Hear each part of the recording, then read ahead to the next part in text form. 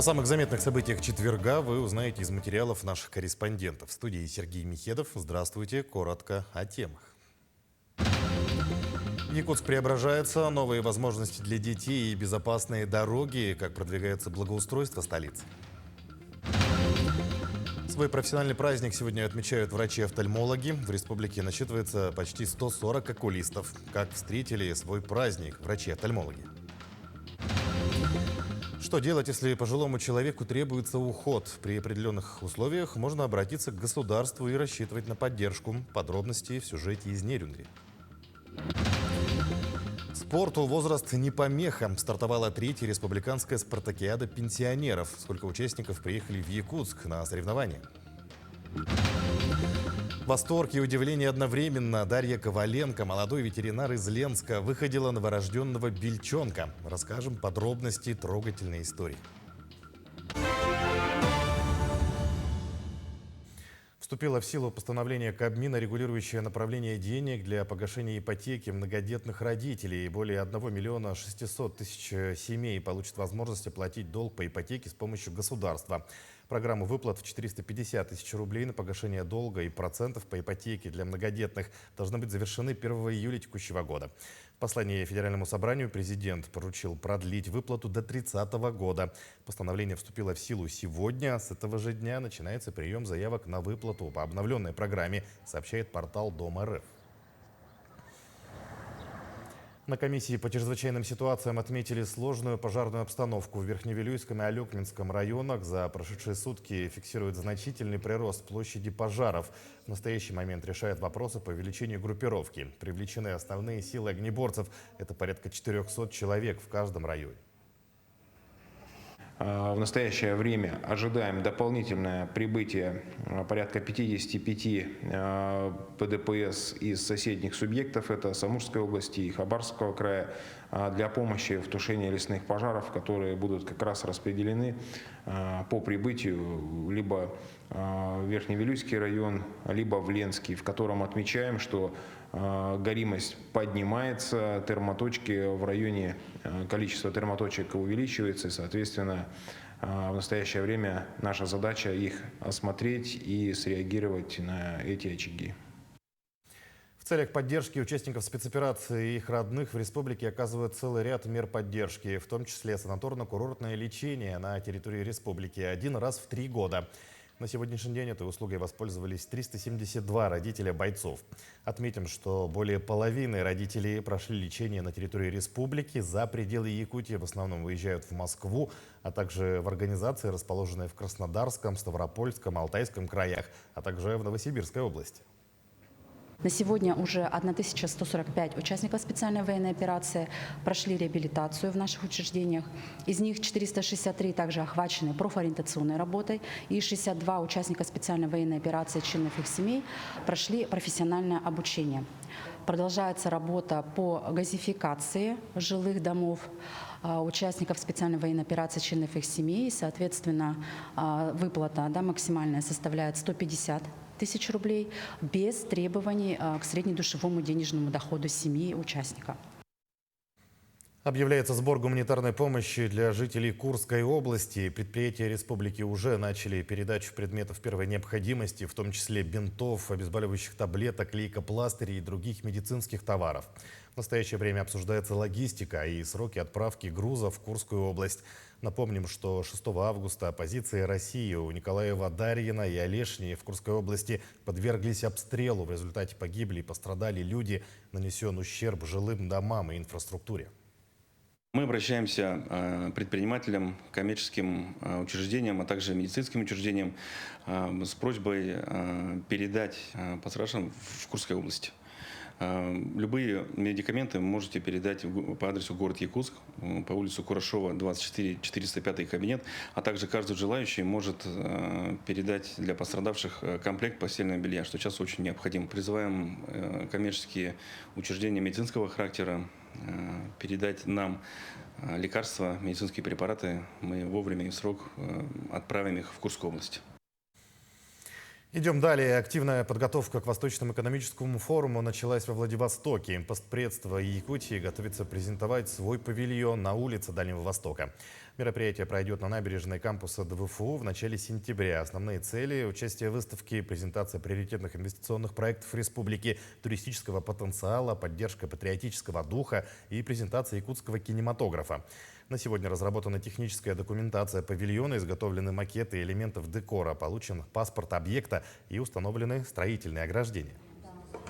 Сегодня прошел обход павильонов субъектов Дальнего Востока на подготовке к фестивалю Дальнего Востока, к Восточно-экономическому форуму, который стартует в начале сентября. Денис Викторович Андреев, заместитель полпреда президента России на Дальнем Востоке, ознакомился с нашим павильоном, с ходом работ, с графиком. На сегодняшний день работы ведутся по плану. 28 августа мы планируем закончить, и готовность будет стопроцентная к открытию этого фестиваля.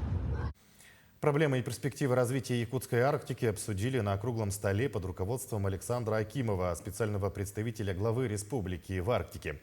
Главы улусов говорили об основных направлениях и приоритетах дальнейшей работы. Рассмотрели вопросы возведения соцобъектов и жилья, сохранения традиционного уклада жизни северян, их культуры и традиций, развития здравоохранения, образования и другие направления. Руководители арктических улусов внесли предложения по решению проблемных вопросов, в том числе привлечению кадров для северных территорий.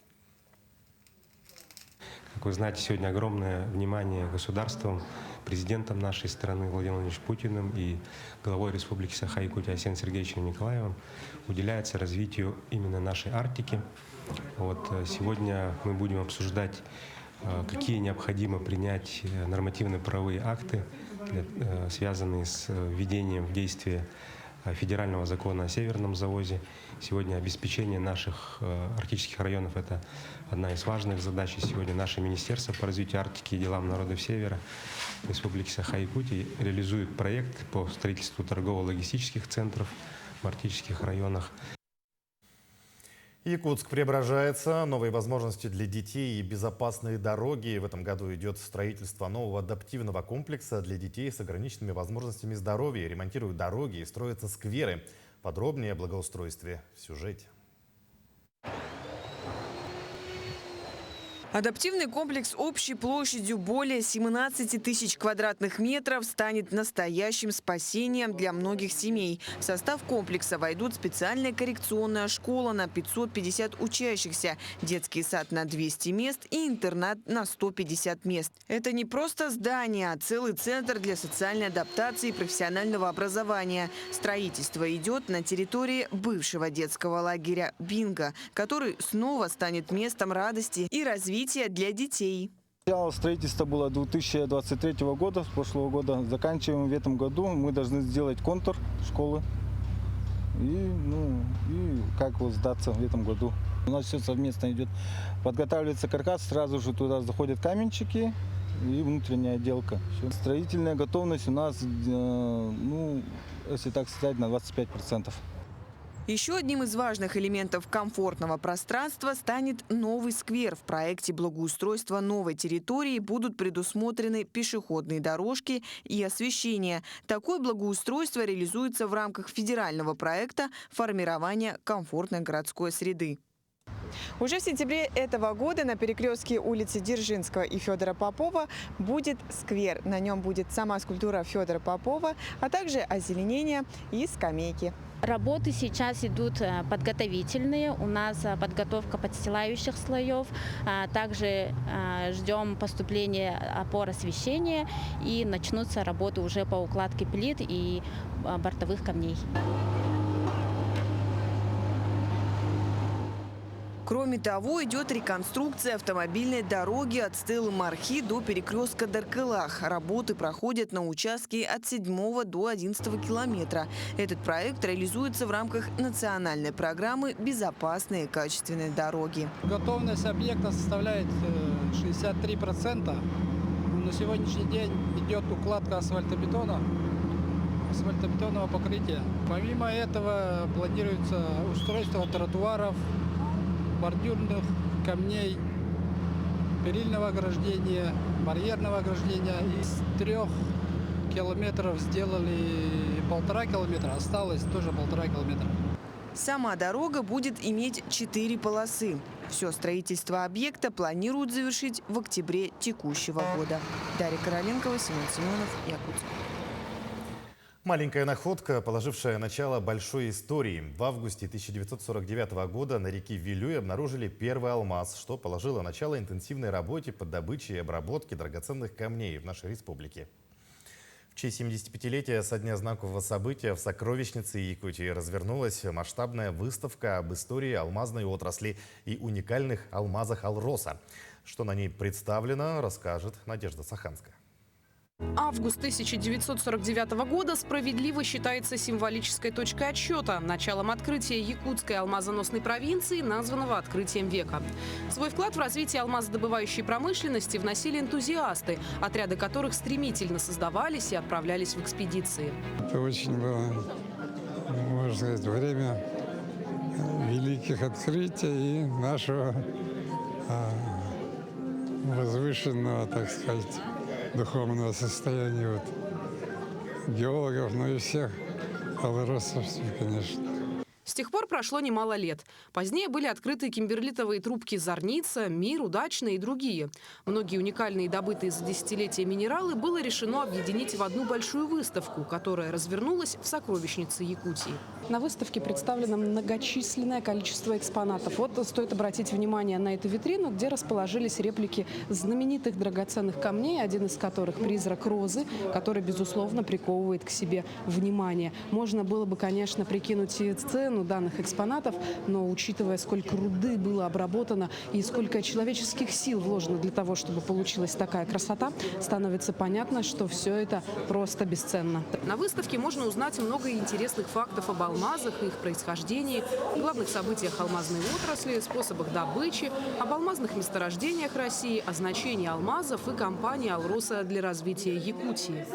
Но надо понимать, чтобы добыть этот маленький камень, надо провести с крыши там миллионы тонн, переработать миллионы тонн руды, вытащить там за всю историю, наверное, там алмазную историю Якутии сотни тысяч людей беспрерывно, это хочу подчеркнуть, у нас нет там разрывов в производстве, беспрерывно добывали алмазы.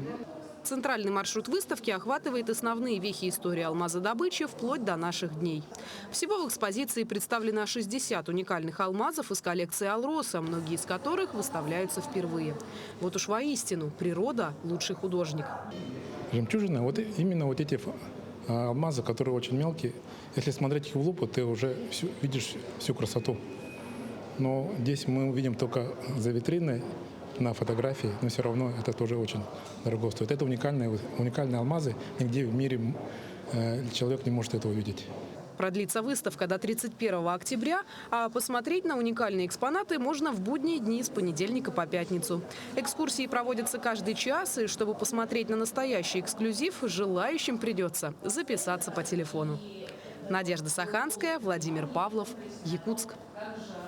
Свой профессиональный праздник сегодня отмечают врачи-офтальмологи. В республике насчитывается почти 140 окулистов, из которых более 60 работают в Якутской республиканской офтальмологической больнице. Окулисты оказывают помощь на базе центральных районных больниц, а также в поселке Чульман и медцентре Якутска. Как встречают свой праздник врачи-офтальмологи, расскажет Вероника Таюрская. Якутские врачи-офтальмологи выполняют одни из самых сложных операций на новом отечественном оборудовании, будь это катаракта или глаукома. Сегодня хирурги могут проводить до 70 операций в день с продолжительностью по 30 минут. Получается, операция у меня лазерная коррекция. Именно если вид, то это фемтолазик. Операцию сделали сегодня. И вот сейчас только что сделали. Я вышла после операции. Но операция получается безболезненная, там хирурги есть, медсестры, которые прям знают, что говорят и так далее. Нужно будет просто следовать за ним. Быстро делается, результат сразу. Через какую-то минуту получается. Сейчас можно сказать, что я вижу лучше, чем как было раньше. На этом году второй раз. 31 июля приехала, у меня катаракта была, сейчас уже оперировали. Ну и как? На ущелье. Получше чуть-чуть стало? Чуть-чуть. А у меня воспаление, отеки, давление большое было. А сегодня говорят, что у тебя все нормально, на улучшении. Ну, врачам, сестрам я очень довольна. В профессию врача влюбляются со школьной скамьи. Студенты, как правило, специальность выбирают заранее. Сама офтальмология является узким профилем, но считается одним из самых востребованных направлений в медицине. Работа очень интересная, очень много глазных патологий. Я вот горю офтальмологией уже, можно сказать, с школьных парт.